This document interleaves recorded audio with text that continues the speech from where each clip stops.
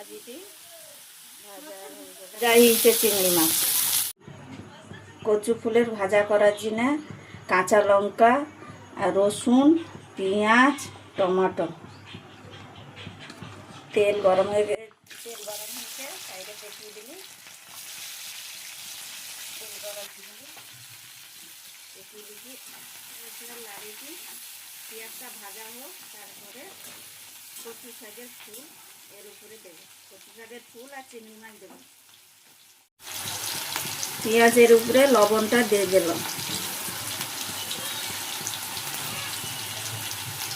লবণটা দিয়ে দিলি এরে পেঁয়াজের উপরে দিতে চিংড়ি মাছের ভাজাটা এর উপরে দিয়ে দিলি, দিয়ে কি হলুদ দিয়ে দিলি, দিয়ে খটারে লাড়ি কি কচু শাকের ফুলটাকে দিয়ে দিলি, কচু শাকের ফুল দিয়ে দিলি, ঢাকি দিবা, ঢাকি দিবি, ভাজা হয়ে গেলে তারপরে দেখিবা জিরা গুঁড়া দিয়ে দেবো, জিরা গুঁড়া দিয়ে কি খটারে লাড়িকি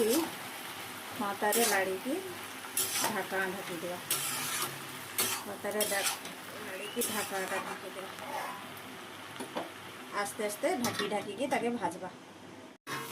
ঢাকাটা খুললে কি এসে লাগে ভাজা দিয়ে আসছে, ভাজাটা কচু শাকের ভাজাটা হয়ে আসছে।